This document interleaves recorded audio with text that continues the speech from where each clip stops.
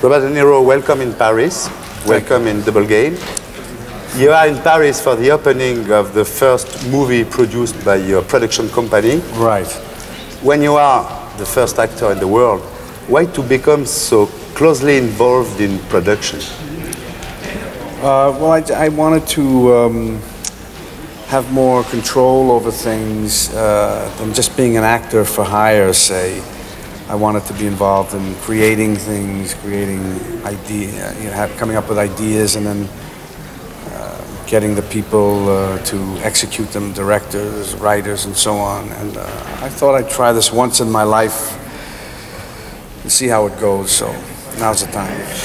Before we talk about Hollywood Mistress, I'd like to know if Tribeca produced something else since. Well, it produced a movie called Thunderheart that was directed by Michael Apted, which opened in America a couple of weeks ago, and it hasn't opened here. But Mistress hasn't opened in America. It'll open here first. So, and we have.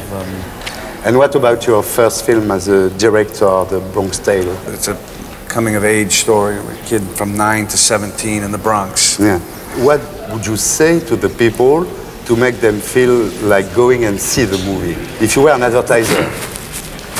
It's a personal movie, and yet it's funny. It's got a lot of humor in it, and it shows a certain style, a certain element of in LA living. That's and what it's like to get a film. Try and get a film financed if you're in the position of the guys in the character of Marvin in the movie, which is what Barry went through for a long time, trying to get it done. I've been in that situation as a young actor. I have friends who are in that situation. It's very, very difficult to get independent financing for a film, and I would say that it's funny. You should see it. I don't know what else I would say. And in the casting, you interfered? Sometimes I would call an actor to cut through the, with agents. Sometimes they don't. If it's not an important enough movie to them, they don't call you back, or they don't call the director back, or they don't call the producer back. So I'm an actor, and if I call somebody, I might know them, so I cut through all the bullshit. I just call them up and say, do you want to do it or not? Would you read it? If not, but at least we get a quick answer, and in that sense, it was a help. How did you react when he told you that you will have a black mistress in the film? That was a total coincidence. Totally. You spend your day-to-day with the press. Would you have been so active if you have not been the producer?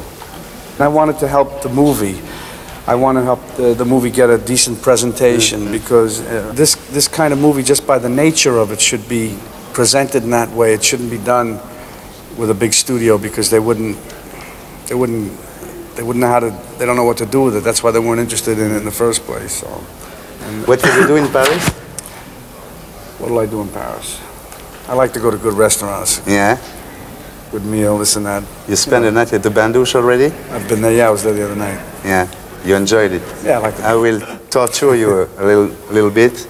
I will ask you questions. It's interviews we are used to practice in this show. And the first one is the First Something interview. Do you remember the first film you saw? I think one of the first movies I ever saw was Beauty and the Beast, and some of the Abbott and Costello and the Three Stooges. And the first star you raved about? Well, the one that I used to like a lot was Elizabeth Taylor when I was a kid. Gina Lollobrigida. Yeah. Sophia Loren. Yeah. Your first job? Well, when I was a kid, I used to have a little stand out on the street and sell things from my house that I wanted to get rid of, like so like you sold them like already. a garage sale. Yeah. Do you remember your first $1 million? 15 years ago. Yeah. For a film? What film? For a movie, The Deer Hunter. Yeah. And if you were to die now, what will be your last will? If I were to die now, I just want to make sure that everybody I know and that I love and that I'm around, they're all taken care of the way I would like them. I have my will done correctly, because when you die, it's the last statement you make to people, and it's very important, and it lasts for the rest of their lives. So I would want that to be in order. Yeah. Okay. Thank you. We will go to another kind of interview now. It's a Who's Who interview. Brian De Palma. We've done 3 or 4 movies together. Yeah. Anything else? The One first sentence. First one was The Wedding Party. Yeah. Greetings, Hi Mom. And I think, and then The Untouchables. Marcel Carnet. Well, I was an extra, a figurant dans a film called Trois Chambres à Manhattan. Yeah. That was a while, it was 25, 26 years ago. Martin Scorsese. Good friend, good, I'm happy we have our relationship. Sergio Leone. May he rest in peace. François Truffaut. Good filmmaker. Elia Kazan. Great filmmaker. Jean-Luc Godard.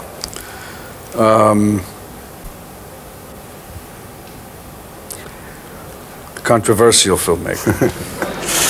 Barry Primus.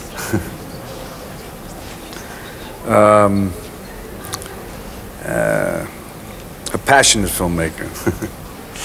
Gérard Depardieu. A great French actor. Yeah. Very good French actor. You A think? friend. Yeah. And did you ever heard about a guy called Laurent Baffy? No. You never heard about Laurent Baffy? No. Never in your life? Laurent Baffy? Yeah, you never heard about him? No. He's very famous in Should France. I know who he... What is he doing? He's very famous in France. You never heard about him? You will, I'm sure. So, we will go to another kind of interview. Okay. The up and down interview. Okay? Okay. What do you prefer in being an actor? You have the chance to to play different parts and to be exposed to different lifestyles and ways of living, modes of behavior, whatever, that I ordinarily I wouldn't have. Especially in my position, I meet people from all walks of life, and and because they kind of like the idea that you're curious about them, and so they want to tell you about themselves and what they do, so that you can, it sort of helps to immortalize them in a way by knowing that they're contributing to something that you're doing, say, about a person like them. And what do you hate in being an actor? What do I hate being an actor? Interviews? Well, interviews are okay sometimes. I think it's just, I think if you're a successful actor, you can't let it control your life in terms of what people think or do, or whether it's negative or even positive. What was your best cast? Well, people ask me that sometimes, and it's hard to say, because each character that I do or each movie I'm involved, I feel like it's like a child or an offspring, and you feel you feel like you're being disloyal to the other if you say too much in favor of one. I mean, that's my feeling about it. You know, and every part is different. Every character has a different problem, a different set of problems, and so one can be different, can be more difficult physically, but not as difficult mentally, you know, and vice versa. And so I feel very,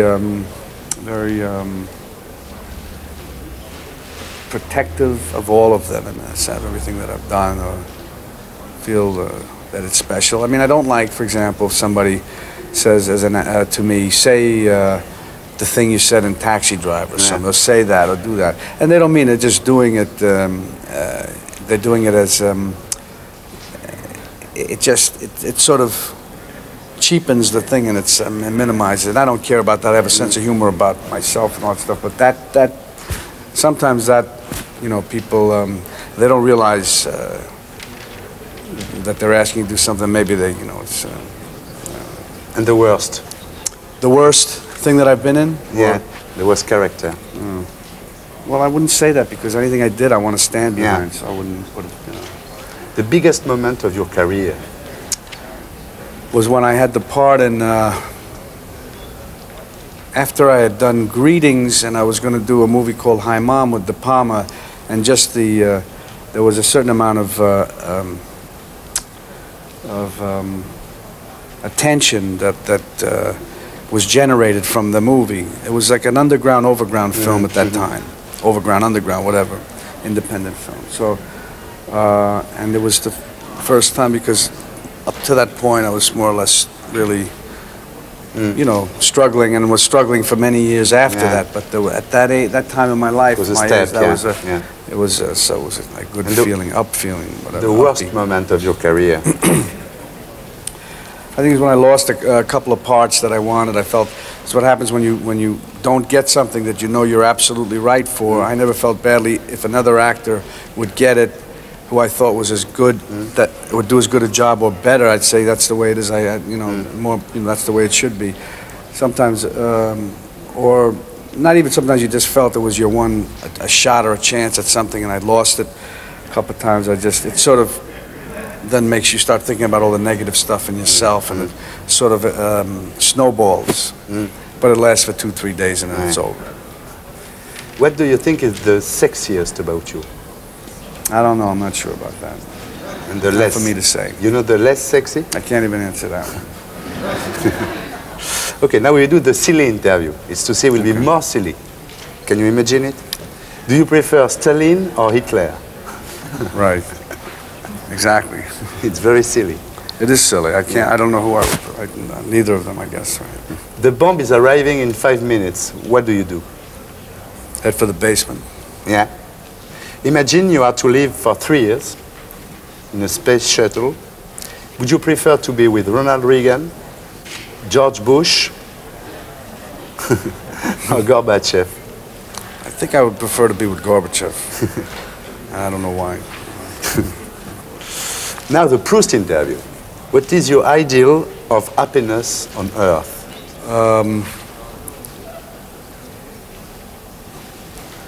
I'd say harmony in the world, but people get along. And what is the present state of your mind?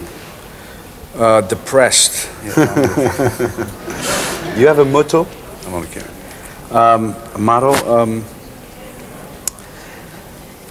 Well, I would say, do unto others as you would have others do unto you. Yeah. And now the last interview, the confession interview. What is your position about abortion? You know, if it was a man in that situation, I think it would have never even been a question of it. He would have had the right to do whatever he wants. But since it's a woman, it seems sort of absurd. What is your position about euthanasia? I think that at one point it's probably okay, because if everybody's in agreement, it might be the best thing. Death sentence? I think some people probably deserve the death sentence and shouldn't be around, and I know that I could speak for, I could speak about preserving the life of a person who is, but I can't, I could never be able to speak for the family who lost the child, the husband, the daughter, the wife, who was killed by the other person. And if I was in that person, I'd probably want at least a death sentence. About legalization of soft drugs? Maybe in some ways it should be legalized, because it just makes it less profitable to the wrong people. Yeah. And there are more important things to worry about. Do you believe in God? I don't believe in God. I believe that there's some thing there in terms of some common spirituality. I don't want to say it's God per se. Thank you, Robert. Et pour être sûr de ne rien rater de Inarditube, abonnez-vous et mettez un pouce bleu.